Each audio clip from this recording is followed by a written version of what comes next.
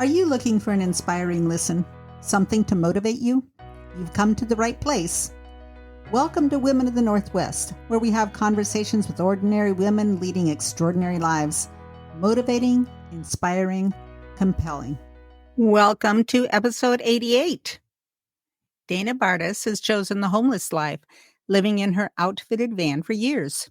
She enjoys not having a house payment and the freedom it provides. Because of an auto accident in 2018, she had a concussion causing her to live in darkness and a quiet environment for nearly a year. Let's listen to her story and how she's made it to the other side.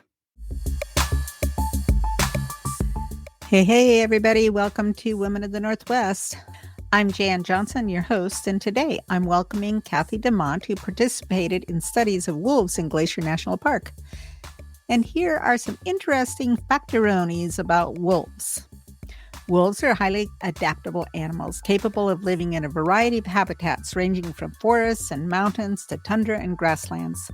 They have specialized adaptations such as keen senses of smell, hearing, and sight to thrive in diverse environments. Wolves have strong family bonds and exhibit behaviors such as grooming, playing, and sharing food with the pack. They also show affection and care for their young, with both parents participating in raising pups. Wolves are considered a keystone species because of the significant impact they have on their ecosystems.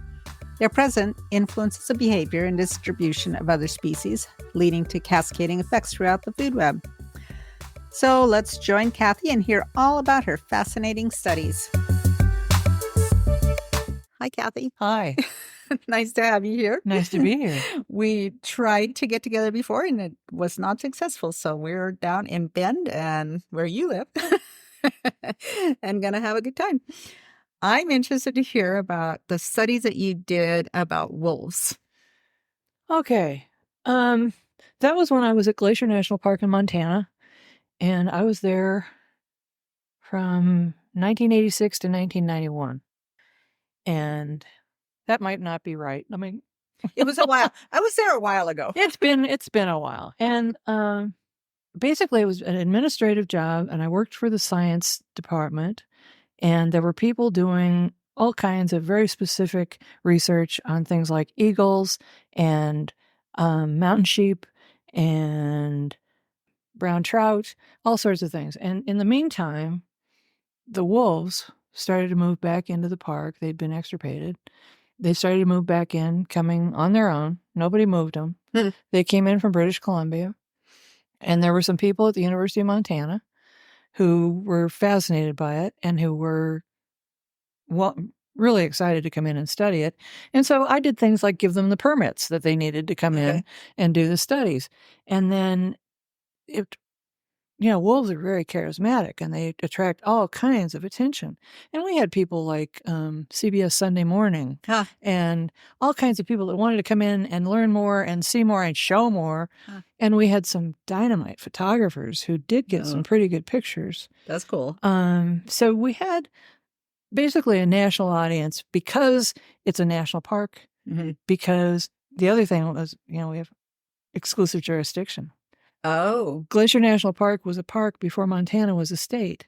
So we didn't have to go by any state laws or county laws or whatever. We were doing what was under the Endangered Species Act. We were operating under National Park Service policy. And with all the university people coming in and working. So what I did more than anything else was just make sure that the information that went out was accurate and could be verified. And how did you verify things? I had all the scientists on the ground. I had all the people at the University of Montana out there, with their magic dart guns and putting collars on the wolves and tracking them with. So you were, just right from the source. Right, yeah. And there wasn't a lot of internet at that. And they didn't get to do anything without me saying they could, Ooh, powerful woman. Well, not so much that as they just had to come through my office to get to the permits to do what they were doing. So, and we were all thrilled that they were willing to do it because we didn't have anybody, Yeah. So, and they were great. What kind of permits did you have to have? Well, you cannot go into a national park and start darting animals. Somebody has to say that's okay. And and I didn't have that kind of power, but my boss did. And, I would take then the things that Diane Boyd or whoever else said they were going to do and say, here's what they're doing. And he would sign off on it and it would all work. And then more and more people wanted to know more and more. And so I put together a brochure, which the local cooperating association paid to publish. And then we put out thousands of those. I mean, every time somebody wanted to know something about the current wool situation, we hand them one of those. And then did you have to make the brochure 1.2 and 1.3? And well, I don't know what they've done since I left, but when I left, they were still selling it. Yeah. So, but it was, about this big, and it unfolded 12 times, and people could learn everything they needed to know about wolves. Yeah. And then, wolves were really, really elusive, and so nobody came to Glacier and saw wolves like they do now in Yellowstone, because the wolves are very, almost, I don't want to say acclimated, but they're comfortable where they're in the main valley, and people get to see them all the time. Nobody came to Glacier and got to see wolves. And they were very elusive and stayed very much in the backcountry. So when your scientists started out, how did they decide where they were going to look first? Well, I'm not real sure who spotted the first ones, but they was up the North Fork, and they knew where to start, and they knew that they were coming in from British Columbia, and it's the border's right there. This is one of, if you want to go to Canada, you have to get your hiking boots on. So it's just, and the border is, I don't know what you call it. They cut down trees, so you have a buffer, and the wolves use that. Oh, okay. Any smart animal is going to use a broken trail rather than fight its way through the bushes. Sure. So that was real easy to see too, where the tracks were coming through. And wolf tracks are very distinctive. They're about as big as your hand. Oh, really? Yeah. Huh. So why did the wolves start coming down? Why did they leave where they were? When a pack gets big enough, or when they just tend to separate off and start their own family. Only the they used to call them alpha, the alpha male and the alpha female. They've changed what they call that now, and I don't remember what it is, but only the main two mate. Okay. Then they have pups, and the whole pack raises the pups. They have aunts and uncles, and seriously, it's a community. Right. And then as the younger ones get older, they often break off and start their own packs. Like teenagers. Pretty much. Exactly like teenagers. Okay. And then also there's food. Glacier is just full of prey animals that they could eat. So I'm sure it was really appealing to them. Everything's just a natural environment, so nothing's hunted or... Exactly. Exactly. There hasn't been any hunting there in forever. Yeah. Yeah. So what were some of the interesting things they found out? Oh, I think a lot of it was that they do the families. They raise their families just like people do. There's a real tendency to anthropomorphize wolves because only the two major male and female mate, and because they do raise them as a family, and they do have like babysitter wolves, and they do bring them to the kill and let everybody gets to eat. And I think they're also really gorgeous. Yeah. And I think there's a charisma to that, where people are not all that enthusiastic about what beavers or, I don't know. I like all of them. So, but wolves really do have they're kind of regal too. Yeah. A little bit regal. Yeah. And the other thing that is that they're perceived as being big and strong and capable, and the apex predator. And they're actually not that good. They've proven that they really fail like 90% of the time when they try to chase something down to eat it. Really? So, yeah. And of course they take the weakest, and that's the other thing, is that it's probably not politically correct or whatever, but they take the ones that are wounded, or that a deer with a broken leg is the easiest one to take down. Yeah. So the path of least resistance. Yeah. Yeah. Yeah. And so They do really well. They eat really well, and they take care of each other. Mm-hmm. And then, like I said, when they grow up, some of them break off and start their own packs. So then I'm assuming then the wolf packs increased. Yep. Then in the Yep. But they're still, they haven't taken over or anything. Mm-hmm. It's the things that people fear, that they'll wipe out everything. There won't be a deer left. There won't be an elk left. And of course, the neighboring ranchers and farmers were really, really worried, and for good reason. Mm-hmm. And nobody at Glacier said, "Oh, don't worry about a thing. They won't bother your sheep," because they do. Yeah. And they not only will go in and kill a sheep, they'll go in and kill as many as they can get. Right. And leave them. And sheep are just like, help me. Sheep are being attacked, and they just stand there. You know a lot more about sheep than I do, but we were told sheep are not that bright. They are not. And they don't do much to protect themselves. So we had people who were threatening us with violence, and we had people who said they were going to come in and kill every wolf they could find. And what we did was try really hard to make these people understand that we got it. We understood that this was your kid's college education walking around in that pasture out there. Right. And we didn't want to have them hurt either. Mm-hmm. So we got a couple of partnerships, and the most functional one at the time was with Defenders of Wildlife. Okay. And they gathered a huge amount of money that they made available to compensate ranchers that could. They had to be verified kills. Right. You couldn't just show up with a dead sheep and say. Right. But if you had wolf prints next to the kill, you got your money. Yeah. And we had meetings and we talked to people and we understood. And there was one older woman, well, she was a really old woman, who was incredibly charismatic. At least to me, she seemed. And she talked about having grown up there back when the wolves were very prevalent. Mm-hmm.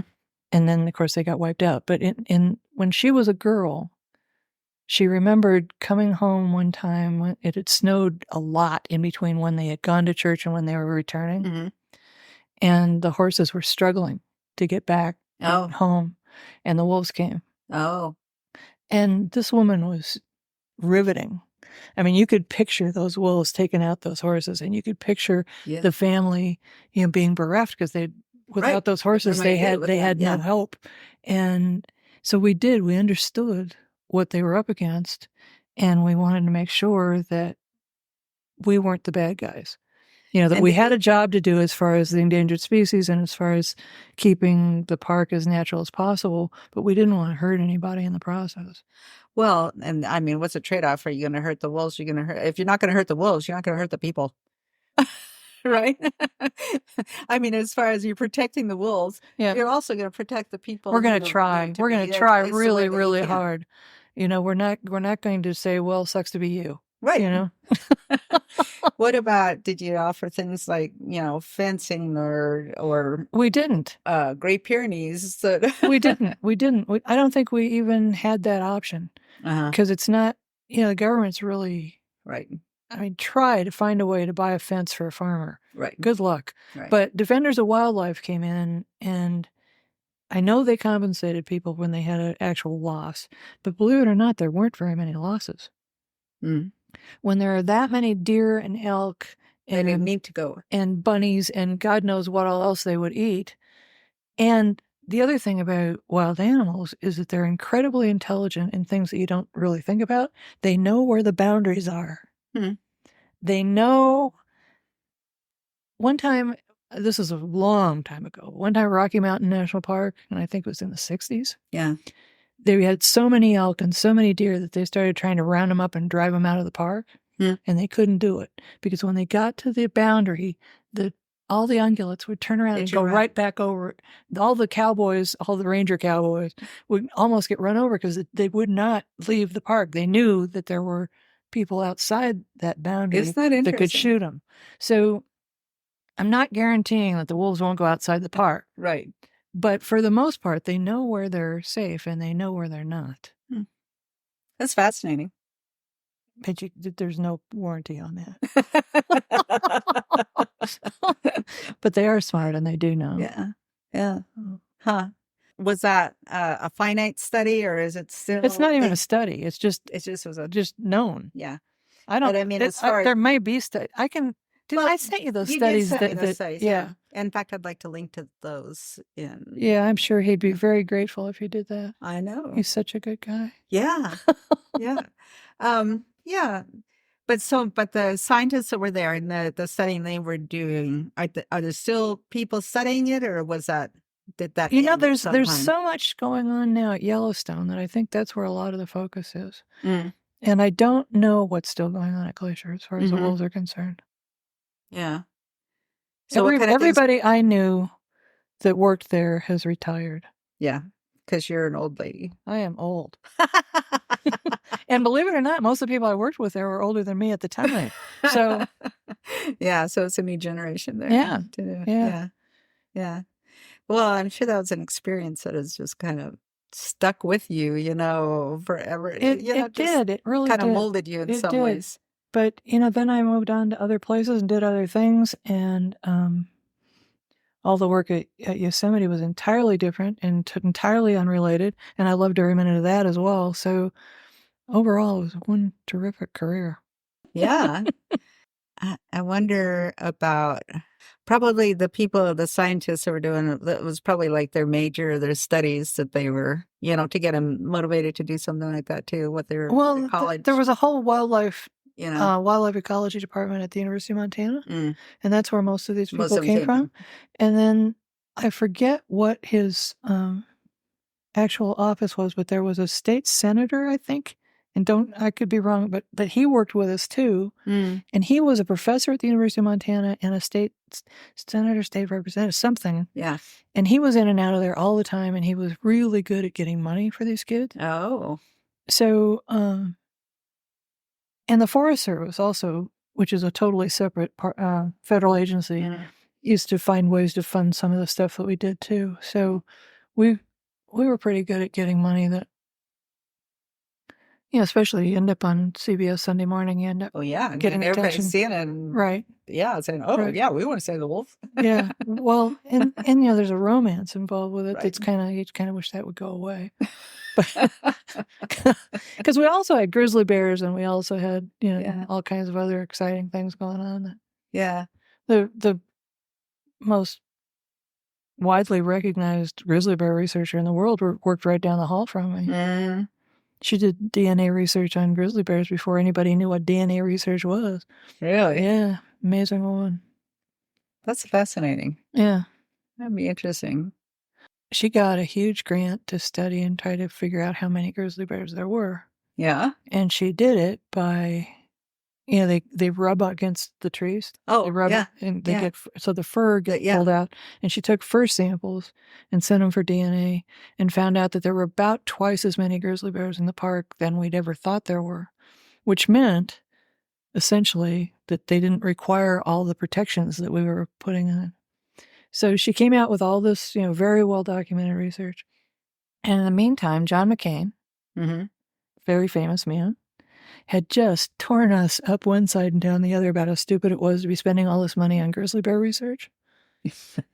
And then when her research proved that we didn't need all the protections that the environmental, he kind of had to swallow. Darn. It was kind of fun. It was kind of fun. We really kind of enjoyed it. Well, what do you think about that? And and later when he became kind of this icon of decent conservative Republican, it was still kind of fun to poke fun at him. Yeah. Oh my gosh, fun. So that now there's just like they've made their home. The wolves have made their home. Right. They're just a part of everything, and everybody just accepts that they're there, but they haven't overgrown everything. No, taken over. And no. Yeah. And they haven't, to my knowledge, and I haven't been there in a long time, but to my knowledge, they're not the scourge on the landscape that people were afraid they would be. Which is interesting in itself, because you have a certain mindset and then you find out, oh, that's not the way it really is. Well, and I don't know enough to say this, with any authority, but animals tend to limit their populations when they're, when they get crowded. Right. And there's absolutely, I don't have one shred of scientific proof of that. But you would think if they came in and they had all this elk and deer and, that there would be thousands of them and you'd eventually have to start shooting them. And that's not been the case at all. Yeah. And they haven't caused havoc around all the ranchers and farmers. Like coyotes do at our house. And I don't know a thing about coyotes. I have never seen a wolf in the wild, but I've seen coyotes. Well, the only wolf I've ever seen in the wild was one that somebody darted. I never saw one just wandering around. Yeah, just wandering around. Yeah. Yeah. No, the coyotes but they go in a pack. I mean, they just attack in a pack and they're just how. You can hear them out there. Just like, yeah. So when I got to Yosemite, the University of California was in the process of trying to build a new campus somewhere in the Central Valley. And they were doing that in response to some really serious criticism that this huge university complex was serving only the white middle and upper classes of California, when California has the most diverse population known. So there were people at Yosemite who were equally concerned that we've got this huge national park within spitting distance of the Central Valley. But if you stood at an entrance station and watched what came through, they were all white middle class people. Why weren't we serving anybody from this huge area of the country that was full of every possible nationality? So they said, Kathy, do something about it. And I said, right. He said, the whitest old white woman you're ever going to meet. I'm so white, I'm blue. And you want me to figure this out. Okay, I'll give it a shot. So I went down and I got to work with the most brilliant people I've ever known, ever in my life. And they decided they were going to build that campus in Merced. And they were going to start way ahead of time, making sure that the kids in the Central Valley were ready to go. So we went into middle schools, all of us, and recruited. What we told the teachers that we wanted the best and the brightest. And we didn't say anything about color or nationality. Yeah. We just wanted the best and the brightest. And guess what? It was every color you can imagine. Yeah. Every Well, what do you know about that? So we ended up taking, and we had money. The university had money. So I got to take these groups of kids up into the park for the summer. And then I got to get every scientist that Yosemite had, and we had a bunch, to teach classes. Wow. The school district gave them AP credit for the classes. Yeah. The university got their kids lined up for entering as soon as they were old enough. And I got, which I didn't know I was going to get, but if you get the kids, you don't just get their family, you get the extended family. Yeah. So Yosemite visitation in the 10 years I was there changed dramatically. I mean, if you go now to an entrance station at Yosemite, you will see the actual human beings from the Central Valley coming to visit the park. Yeah. And so, which probably did not then before. It took some doing. It took some major doing. And my best example was when I took the only black park ranger we had. I took the only, I don't know what he was, but he wasn't white. Person of color. Yeah. I mean, he wasn't Mexican. I don't know. It didn't matter what he was. I needed him. So he came with me, and he had the full regalia, the guns and the mace and all the stuff hanging off him. And I was talking to the mothers who did not want to give their children to this old park ranger where she was going to take them where there were lions and tigers and bears and God knows what. And she, no way. So I said, but they also heard that these were the kids that were going to get the scholarships. These were the kids that were going to get the,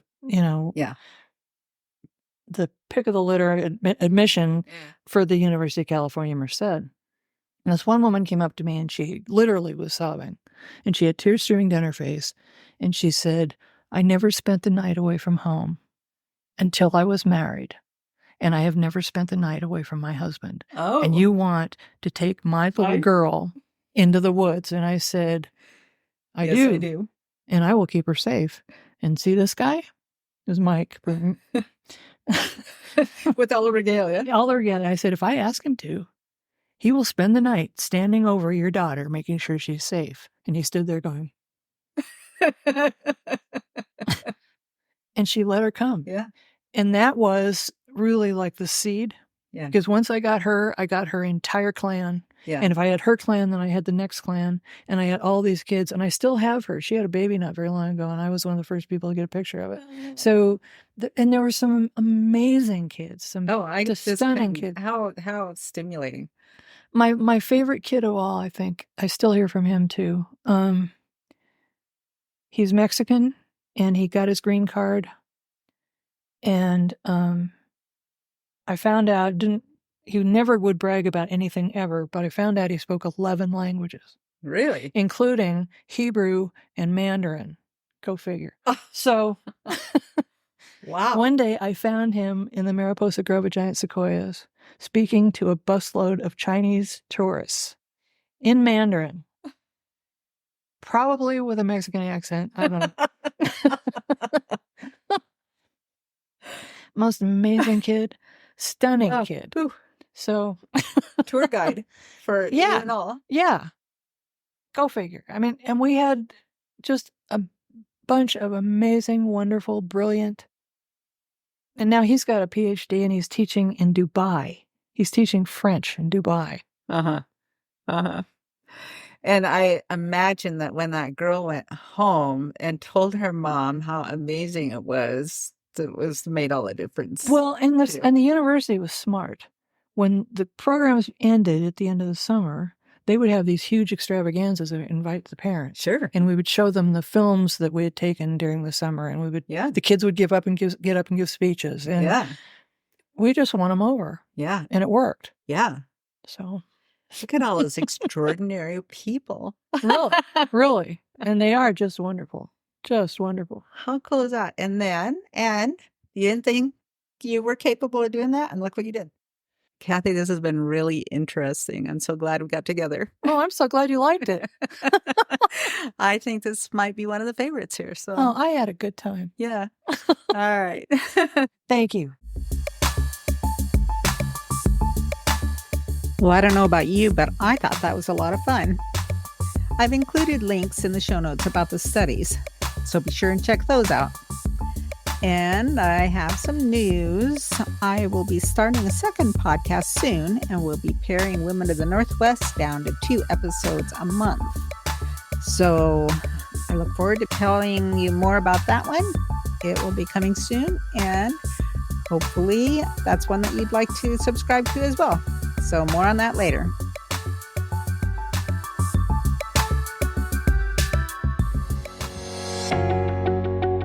That's all for today. Did you know it's easy to share an episode with your friends? When the podcast is open, look for 3 dots. Click on them and you'll see various options. You can download the episode, play it next or last, go to the show, save the episode, or copy the link. Isn't technology amazing? Hey, I'm looking forward to you joining me next time. I hope you have a great week.